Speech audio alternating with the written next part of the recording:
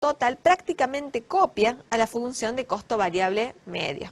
¿Sí? Esto es una consecuencia matemática de la fórmula, pero es muy importante entender las gráficas, cómo las funciones promedio, total y variable se comportan en forma de U. Y veamos ahora cómo surge la idea de costo marginal. El costo marginal también va a estar definido como un cambio, como un cociente de incrementos. Va a ser el cambio en el costo total ante un cambio en la producción en una unidad. Entonces esta función de costo marginal en el tramo relevante para la empresa va a ser creciente, es decir, va a ir aumentando conforme aumente la producción. Es muy importante destacar, en el caso de las funciones de costo, cómo se relacionan entre sí. La función de costo marginal intersecta a las funciones de costo medio total y costo medio variable en sus mínimos. En esos mínimos se hacen iguales estas funciones. Y esta función de costo marginal va a ser muy importante porque va a representar, en el caso de la empresa competitiva, su oferta de bienes y servicios. Es una función muy importante a tener en cuenta cuando analicemos las decisiones de las firmas. Veamos ahora los costos en el largo plazo. Hasta ahora estuvimos siempre en un contexto de corto plazo. En el largo plazo no vamos a tener necesidad de diferenciar entre costos fijos y variables. Recuerden que en el largo plazo todos los factores son variables. En definitiva, podemos tomar decisiones para las cantidades de insumos vinculados con el capital, con la tierra y con el trabajo de la misma forma. Podemos modificar cualquiera de las dosis porque tenemos tiempo como para hacerlo. Entonces, en el caso que nosotros analizamos en largo plazo, únicamente va a ser relevante considerar la función de costo medio total, no las funciones variables ni fijas. Esto es muy importante, incluso es muy importante apenas ustedes vean un gráfico, porque el solo hecho de ver un gráfico donde aparezca la diferencia entre fijos y variables les va a estar indicando que están en un contexto de corto plazo. Bueno, fijémonos que la función que sí existe y permanece inalterada es la función de costo marginal. También en este caso va a pasar por el mínimo valor de la función de costo medio total, es decir, aquel punto de la forma de U de la función donde se encuentra el mínimo valor. Otro tema importante vinculado con los costos en el largo plazo se denominan las economías de escala. Las economías de escala hacen referencia a qué es lo que ocurre con los costos medios de largo plazo cuando se modifica la cantidad producida. En definitiva, qué es lo que ocurre cuando aumentamos los usos de todos los factores productivos y obtenemos más producción y cómo se manifiesta esto en los costos. Si nosotros, al aumentar la producción en el largo plazo, obtenemos una reducción en los costos mayor al aumento en la producción, nosotros decimos que nos encontramos frente a economías de escala. Si nosotros aumentamos la producción y mantenemos los costos medios en el mismo nivel, decimos que estamos frente a rendimientos constantes de escala.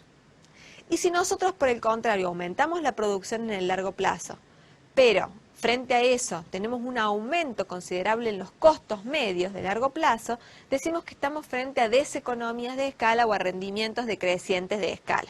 Veamos en un gráfico cómo se observan estos tres tramos. Cuando nosotros tenemos economías de escala, observamos la función de costo medio total de largo plazo decreciente. Cuando nosotros nos encontramos en rendimientos constantes de escala, en este caso, en vez de U es una función que tiene una forma casi de plato, en este caso, los rendimientos constantes a escala también estarían reflejados en la gráfica con una función que en ese tramo es constante. Esto generalmente ocurre cuando las empresas tienen capacidad instalada de reserva, es decir, tienen instalada capacidad que no han utilizado al máximo. Entonces, sin aumentar sus costos, pueden dar respuestas a mayores pedidos de producción. Y finalmente nos encontramos frente a deseconomías de escala cuando aumentamos la cantidad producida y los costos medios totales de largo plazo aumentan. Esto es un fenómeno que se da muy poco en la realidad. Generalmente, la mayoría de las empresas, a medida que aumentan la escala productiva, es decir, que producen más y más unidades, sus costos ven permanentemente reducciones. Esto es lo habitual, es decir, por esa razón, generalmente son tan eficientes empresas que producen en volúmenes muy grandes frente a otras que pueden producir con métodos más artesanales o de pequeñas unidades. Bueno, con este tema cerramos el segundo bloque y a partir de ahora comenzaremos con las estructuras de mercado y factores productivos.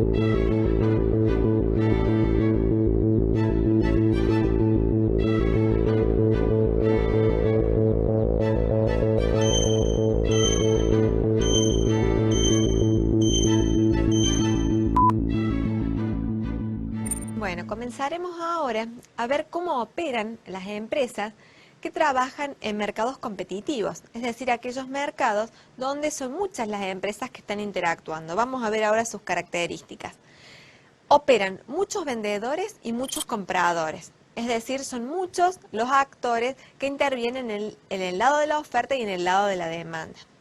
Por otra parte, nos encontramos con bienes homogéneos, es decir, bienes cuyas características no son distinguibles si el consumidor las adquiere a uno o a otro vendedor. Es decir, que se trata del mismo bien. Generalmente un buen ejemplo de este tipo de mercados son los mercados agrícolas, donde una vez que está tipificado, por ejemplo, el tipo de cereal que nosotros estamos adquiriendo, no hay diferencia entre adquirirla a uno o a otro productor. Entonces, en esos casos hablamos de un producto homogéneo. Por otra parte, es muy importante que en este contexto donde hay tantos compradores y vendedores, ninguna de las partes tiene suficiente poder como para influenciar el mercado, en particular para influenciar el precio que se termina comercializando. Es decir, todas las partes en un mercado competitivo van a ser precios aceptantes. El precio de mercado, el precio de equilibrio, va a estar dado por el conjunto de decisiones, sin que cada uno pueda tomar decisiones acerca de ese precio e influenciarlo. Y otro aspecto importante es que en este mercado no existen barreras a la entrada o la salida, es decir, que cualquier empresa puede decidir ingresar al mercado sin que exista ningún impedimento para ello, o puede decidir salir en el momento en el que no le conviene, en el que no le resulta redituable. Y esto vamos a ver que tiene consecuencias importantes para su comportamiento. Entonces, estas serían las características básicas de un mercado competitivo. Por supuesto, las empresas que operan en este tipo de mercados tienen que tomar decisiones. Van a tener que decidir entonces, ya que no pueden decidir cuál es el precio al cual van a vender su producto, van a tener que decidir cuánto producir cada una de ellas. Acá es importante una premisa. El precio de mercado está dado. Para la empresa es un dato. Ellos lo toman del mercado, se sabe cuál es el precio, por ejemplo, una empresa agrícola sabe cuál es el precio de mercado del grano que ella vende o va a vender en determinado periodo. No lo puede modificar por sí mismo, pero sí puede decidir cuánto producir. Entonces acá van a entrar sus decisiones acerca de qué es lo que le va a resultar conveniente. Para eso, la empresa va a analizar y va a decir, bueno, me va a convenir producir una cantidad tal que lo que me cueste producirlo sea igual que lo que yo reciba por esa producción. Es decir, que va a decir, bueno, mi punto óptimo va a situarse en aquel lugar donde el costo marginal se iguale con el ingreso marginal. Pero el ingreso marginal de la empresa va a estar dado no por otra cosa que por el precio. Es decir, cada unidad adicional que ella venda va a implicar obtener una unidad más del precio de ese producto que ya está dado. Es decir, que entonces El ingreso marginal también es un dato para la empresa, al igual que su ingreso medio, lo que obtiene por cada unidad que ella produce. Ustedes pueden ver en la filmina las distintas fórmulas relevantes, la de ingreso total que la presentamos previamente, la de ingreso medio, que consiste en definitiva en dividir el ingreso total dividido la cantidad producida.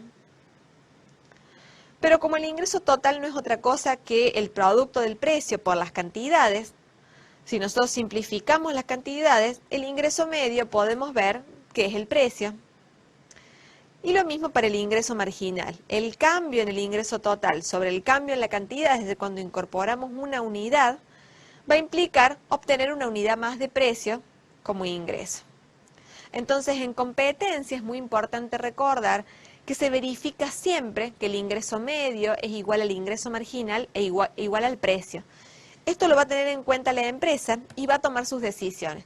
Veamos un ejemplo con números, una tabla, donde nosotros podemos visualizar cómo las empresas conjugan toda esta información que hemos mostrado hasta el momento.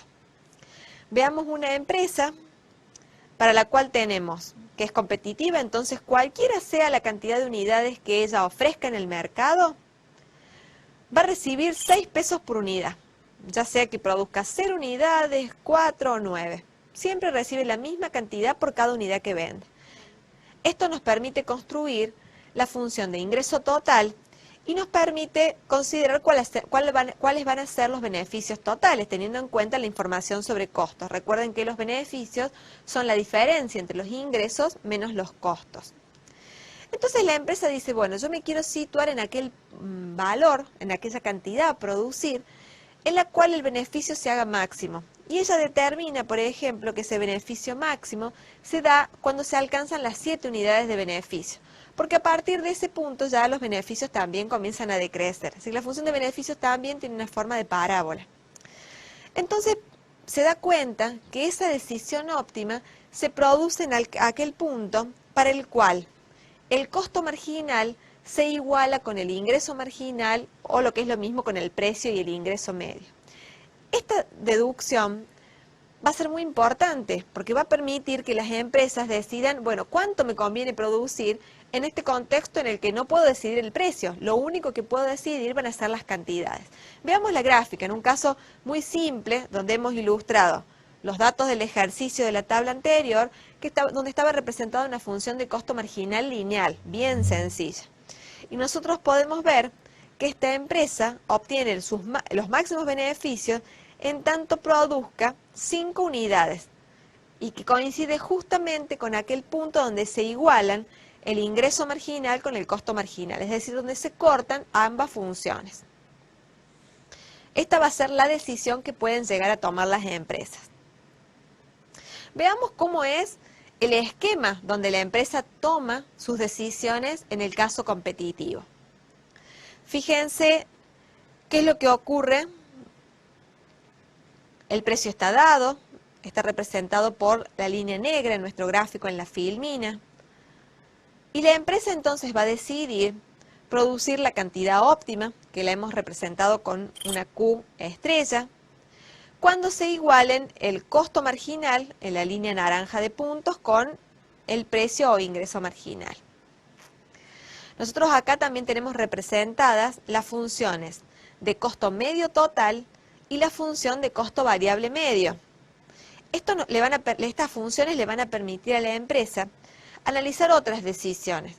Por ejemplo, considerar cuál es su beneficio, en ese caso, beneficio que las empresas competitivas, como ustedes habrán estudiado, solo pueden mantener en el corto plazo, ya que en el largo plazo, si existen beneficios, ingresan otras empresas al mercado ávidas de esos beneficios y el hecho de que haya más empresas en el mercado ofreciendo esos bienes desplaza la oferta total en el mercado y hace reducir el precio. ¿Hasta qué punto? Nuevamente hasta el punto en el cual se equilibra ese mercado y dejan de producirse ingresos nuevos de empresas al mercado. Entonces, solamente las empresas van a poder mantener sus beneficios en el corto plazo. Veamos la cuantía de tales beneficios. Si la empresa considera su punto óptimo, vamos a tener un rectángulo, el rectángulo celeste más claro, que nos indica el costo total, es decir, cuánto le costó a esa empresa producir esa cantidad Q estrella. Le costó el costo total que tenía esa producción, que lo tenemos en la línea verde, es decir, trasladamos ese valor en promedio para todas las unidades que produjo. Y entonces el costo total es ese rectángulo celeste claro. Por lo tanto, si sus ingresos están dados por el ingreso medio o precio, por la cantidad total que produce, que va a ser el rectángulo grande que contiene a los dos rectángulos de colores, los beneficios van a estar dados por este rectángulo celeste más fuerte. Entonces esto nos va a permitir visualizar a través del gráfico que representa a la empresa cuáles son los beneficios que la empresa podría obtener. Recordemos siempre que estos solo pueden mantenerse en el corto plazo. Otro concepto importante que nosotros debemos tener en cuenta es el concepto de punto de cierre. Una empresa va a tomar decisiones vinculadas con su permanencia en el mercado. ¿Cuándo le conviene seguir produciendo y cuándo le conviene dejar de producir o salirse de ese mercado? En el corto plazo, la empresa va a determinar su punto de cierre en aquel valor que corresponda al mínimo costo medio variable. Es decir, si por lo menos no cubre con el precio que se está operando en el mercado los costos medios variables que tiene para producir, no le conviene producir y va a decidir salir en el corto plazo. Pero es capaz de no tener, tiene la capacidad, me refiero económica, de no hacerse cargo en el corto plazo de los costos fijos. Ahora bien, en el largo plazo, la decisión de salir va a darse en aquel caso en el que no se cubran todos los costos, porque en el largo plazo tienen que quedar cubiertos tanto los costos fijos como los costos variables, es decir, todos los costos productivos. Entonces, si nosotros estuviéramos en el corto plazo, diríamos que la función de oferta de una empresa competitiva está dada por su función de costo marginal, que ustedes la pueden ver en el gráfico, desde el mínimo costo medio variable. En cambio, si nosotros estuviéramos analizando el caso de una empresa competitiva en el largo plazo, diríamos que estas decisiones se toman también teniendo en cuenta la función de costo marginal que va a representar la oferta de una empresa competitiva, pero solo a partir del mínimo costo medio total. Es decir, si no cubre el mínimo costo medio total, le conviene salirse del mercado. Esta idea es la que se conoce como punto de cierre. Es decir, optimiza la empresa recién a partir de ahí. Por debajo de esos costos no va a tener oferta, es decir, que decide salirse del mercado. No existe la oferta de la empresa competitiva. Vamos a ver ahora algunos temas que diferencian esta estructura productiva con respecto de una segunda estructura productiva, es decir, una forma en la que se organiza el mercado, que se denomina monopolio. Este es el caso opuesto al caso competitivo. En el caso competitivo teníamos muchas firmas, acá para hacer una idea bien sintética es cuando tenemos una sola firma que ofrece bienes y servicios. Entonces, podemos diferenciar de esa manera los dos casos opuestos que nos presenta la literatura en cuanto a la organización del mercado. Existen casos intermedios, por supuesto, que nosotros los podemos mencionar, como el de competencia monopolística u oligopolio, pero estudiamos principalmente estos dos casos que son bien emblemáticos de las situaciones extremas. Veamos en primer lugar cómo caracterizamos a la empresa que opera en este tipo de estructura de mercado. Como ya hemos dicho, es una empresa única que va a ser la única oferente en ese contexto, en algún lugar en el cual no tiene sustitutos próximos. Es decir, no hay una forma fácil de reemplazar los bienes que produce el monopolista. Por otra parte, en este caso, existen fuertes barreras a la entrada de nuevos competidores. Es decir, existen mecanismos de defensa institucionalizados o naturales que hacen que esa empresa pueda perdurar como el único productor. Por más que sea muy tentador para otras empresas, al ver que en ese sector se están obteniendo beneficios extraordinarios, tratar de entrar. Pero el monopolista tiene todas las herramientas como para protegerse de la entrada de potenciales competidores. Y esto es una característica importante. Entonces, todos estos elementos vuelven al monopolista un auténtico precio decisor. Es decir, él sí puede decir a cuánto está dispuesto a vender su producto. a diferencia del caso competitivo. La empresa en el mercado competitivo, una en tanta cantidad de empresas, no podría tomar la decisión vinculada con el precio. En cambio, el monopolista sí puede hacerlo. Tengamos en cuenta que el monopolista puede decidir el precio al que se vende el producto, pero no puede decidir la cantidad que los consumidores le van a comprar. Es decir, que no puede tomar todas las decisiones. ¿Por qué? Porque la demanda siempre tiene autonomía o cierta libertad para tomar esas decisiones. Si el precio le parece alto, va a comprar una cantidad más reducida. Entonces siempre va a verse limitado el monopolista por las decisiones de la demanda. Veamos ahora cuáles son las claves de la existencia de los monopolios y también en el fondo de que existan barreras que los protejan. Algunos elementos importantes son la existencia de algún recurso clave, por ejemplo, en una determinada zona que hay un único individuo que posee acceso a una fuente de agua en un campo. Y bueno, esa persona va a tener poder monopólico sobre esa fuente de agua. Otras veces lo que origina los monopolios son las concesiones que otorga el sector público cuando decide quién puede producir determinados bienes o servicios a una empresa, ¿sí? Cuando define, por ejemplo, el servicio de peaje en tal ruta lo va a prestar tal empresa única. Entonces, en ese caso, en ese tramo de la ruta, está concesionando, está otorgando un poder monopólico a esa empresa. Es la única que puede prestar ese servicio y cobrar por ese servicio. Otros elementos que suelen dar esos privilegios son las leyes de patentes o propiedad intelectual. Muchas veces para fomentar la inventiva y la investigación y desarrollo se protegen los inventos que hacen determinadas empresas o individuos. Sin embargo, esto conlleva un riesgo, que es que como el monopolio no va a poder poner el bien disponible para todos, que solo algunas personas después puedan beneficiarse de tales descubrimientos. También es común la existencia de monopolios en el caso de servicios públicos y un caso muy importante con el cual terminamos esta sección, que es la existencia de monopolios naturales. Aquellas empresas que por su propio proceso productivo, al producir cada vez más unidades, reducen paulatinamente sus costos medios de producción. Entonces, evidentemente, siempre es más eficiente en ese mercado, es decir, que naturalmente es más eficiente que exista una empresa y no muchas empresas en ese mercado. Entonces, esas serían las principales causas por las que se da la presencia de monopolios. Vamos a hacer un corte y finalmente vamos a ver, bueno, cómo se toman las decisiones en este tipo de empresas y qué es lo que pasa con los mercados de factores.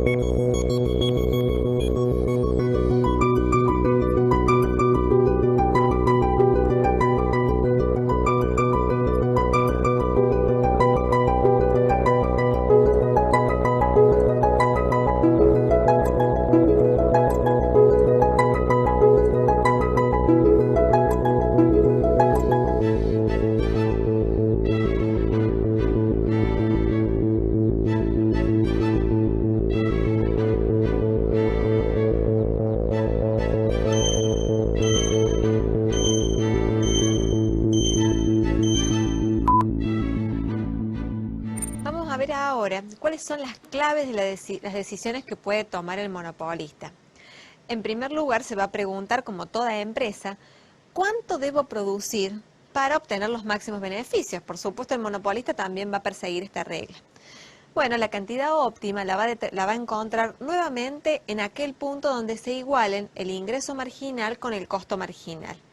Sin embargo, ese ingreso marginal para el monopolista no va a ser su precio, porque nadie le impone un precio, él va a poder todavía definir cuál es el precio al cual le conviene vender. Y para eso lo que va a hacer es decir, bueno, esta es mi cantidad óptima. A ver, ¿cuánto está dispuesto a pagar la demanda por esta cantidad? Y se va a fijar en la función de demanda. Veamos ahora, en un gráfico, cómo opera la decisión del monopolista. Entonces, el monopolista va a determinar su cantidad óptima, que hemos denominado Q sub M, es decir, la cantidad monopólica, igualando el ingreso marginal, que es una función decreciente ahora y siempre por debajo de su ingreso medio, que va a estar constituido por la demanda, lo va a igualar con el costo marginal. Y se va a fijar cuál es el precio que estarían dispuestos a pagar los individuos que consumen el bien. Y ese va a ser el precio monopólico. Toda esta diferencia es muy importante porque marca la diferencia entre lo que el monopolista va a cobrar por su producto y lo que le cuesta producirlo. Entonces esto nos va a dar una idea de por qué no son deseables los monopolios. En competencia, siempre los bienes se pagan al mismo precio que cuesta producirlos. En cambio, en monopolio hay todo un excedente que pasa de manos de los demandantes al monopolista. Una pérdida de excedente del propio productor que queda en el monopolista y una pérdida de eficiencia neta. Es decir, que se produce menos de lo que se podría producir con los mismos recursos y encima se lo paga más caro. Entonces, estos son todos aspectos que hacen que los monopolios no sean deseables.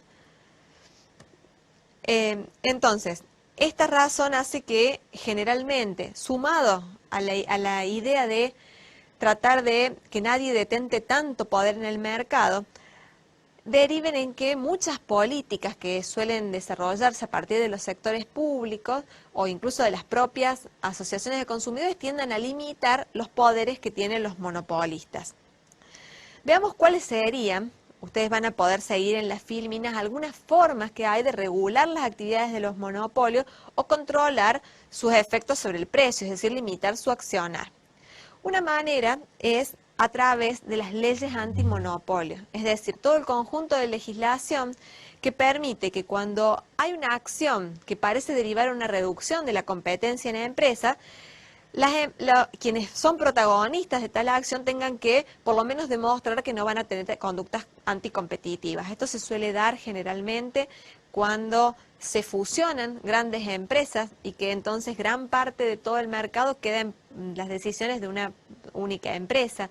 Cuando algunas empresas son absorbidas por otras y estas tienen que demostrar que no van a tener poder de mercado suficiente, es decir, que no van a quedarse con una porción tan grande del mercado como para poder afectar a través del precio y las cantidades que decidan de manera monopólica el sector, o también muchas veces a través de acciones que perjudiquen posteriormente a futuros competidores. Por ejemplo, vender los productos muy por debajo de su costo. Esas son conductas que generalmente están muy mal vistas por las políticas que defienden la competencia, porque las únicas empresas que podrían hacer eso son aquellas que quieran imponer barreras de entrada, porque los competidores en general no van a poder vender los productos por debajo de su costo. Entonces, cada vez que se detectan acciones de este tipo, se disparan procedimientos antimonopolio. En el caso de nuestro país, la Secretaría de Defensa de la Competencia actúa en casos puntuales, ante denuncias y ante casos que puedan estar debilitando el poder, la competencia en general de las empresas y demostrando que puede existir poder monopólico en alguna de ellas.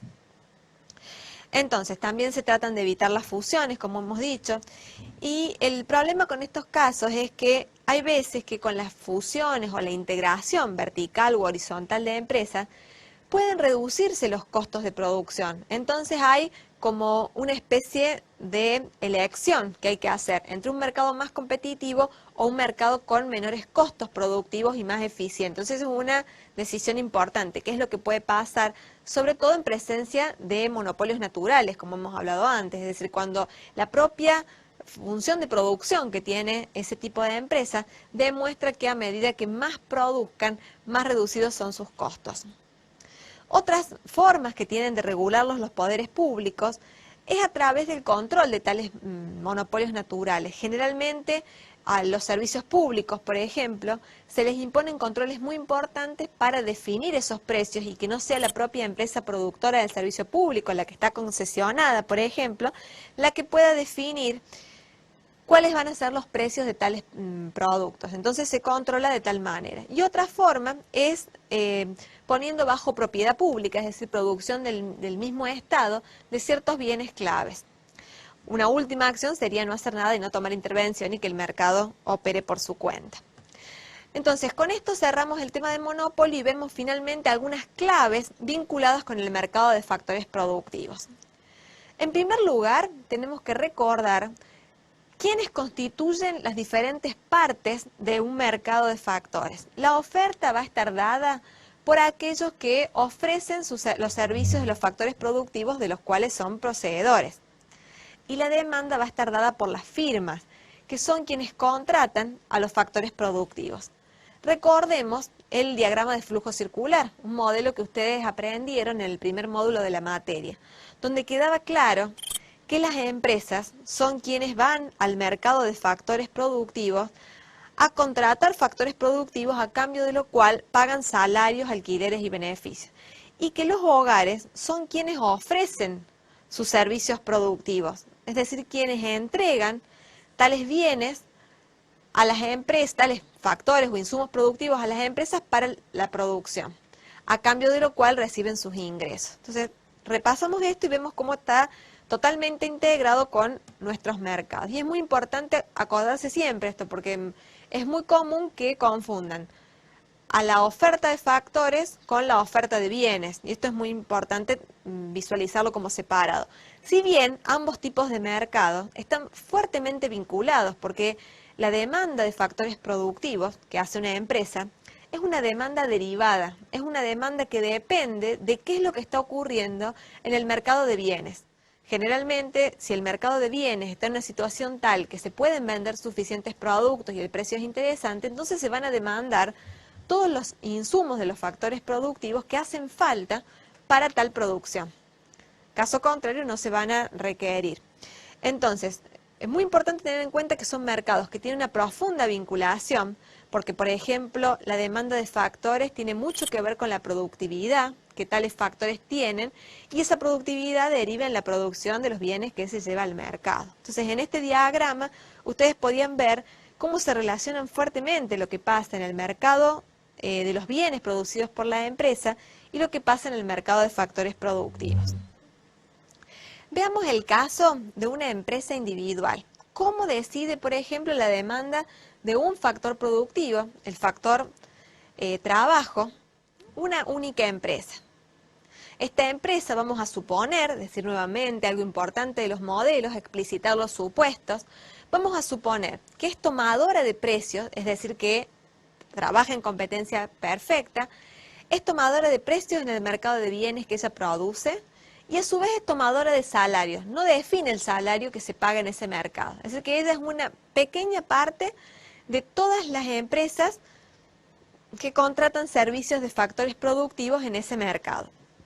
Esquematicemos la situación de decisión de la empresa. La empresa va a decidir entonces, frente a su costo, que va a estar dado por la remuneración que le paga a ese factor, en el caso del factor trabajo, por el salario que paga a cada uno de los trabajadores que contrata, y va a decidir dos aspectos: hasta dónde contrata factores, insumos de factor productivo trabajo. Entonces va a tener en cuenta, por una parte, el costo que tiene, es decir, el salario. Veamos en la gráfica que, como dijimos, que la empresa es tomadora de salarios, tiene dado el salario que se paga en el mercado. Ese mercado surge del mercado de factores en su conjunto, de todas las empresas que demandan factores productivos y toda la oferta que hacen los individuos de sus servicios en el mercado. Entonces, la empresa es tomadora de salarios y va a decidir con ese salario que está dado, el que se paga en el mercado para tal factor, cuánto contrata. Entonces, ¿qué va a tener en cuenta al decidir la contratación? Va a tener en cuenta el valor de la productividad marginal de ese factor. En definitiva, cuánto produce contratar un trabajador más en unidades del bien que esa empresa produce, y a su vez va a tener en cuenta cuántos son valorados esos bienes que la empresa produce en el mercado de bienes. Entonces ahí nosotros tendríamos las razones por las cuales se podría desplazar la función de demanda de una empresa individual. Es decir, si aumenta el precio de la que esta empresa vende en el mercado, entonces seguramente le va a convenir contratar más factores productivos, porque mientras más producción coloque, mayores van a ser sus ingresos. Por otra parte, también le va a convenir contratar más unidades de factor productivo en la medida en la cual la productividad de los trabajadores sea más elevada. Entonces, estas van a ser las razones que pueden explicar un aumento en la demanda de factores. Es importante pensar qué es lo que pasa por el lado de la oferta. Todas estas razones que explicamos hasta ahora nos permiten pensar por qué la demanda de factores productivos tiene pendiente negativa. Pero ¿qué es lo que pasa con la oferta de factores productivos? Que sabemos que tiene pendiente positiva. Generalmente, cuando nosotros asociemos las cantidades que los individuos están dispuestos a ofrecer de sus insumos de los factores productivos, vamos a relacionarlos con qué es lo que reciben a cambio, y reciben a cambio el salario. Generalmente, mientras mayor es el salario que se les ofrece a los individuos, están dispuestos a ofrecer más horas de trabajo o son más los individuos que se incorporan al mercado laboral.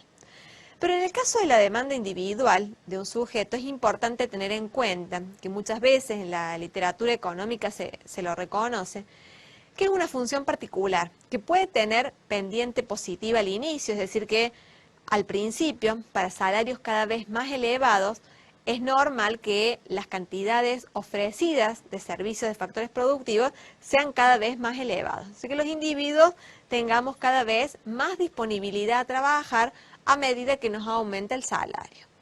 Sin embargo, cuando el salario pasa a determinado umbral, también es posible que los individuos retraigan su oferta, ya cada vez les resulta más interesante aprovechar ese tiempo para actividades de ocio. Y entonces la función de oferta individual de servicios productivos del factor trabajo puede volverse con pendiente negativa para salarios muy elevados. Nosotros decimos que se produce un efecto ingreso por sobre el efecto precio en ese caso.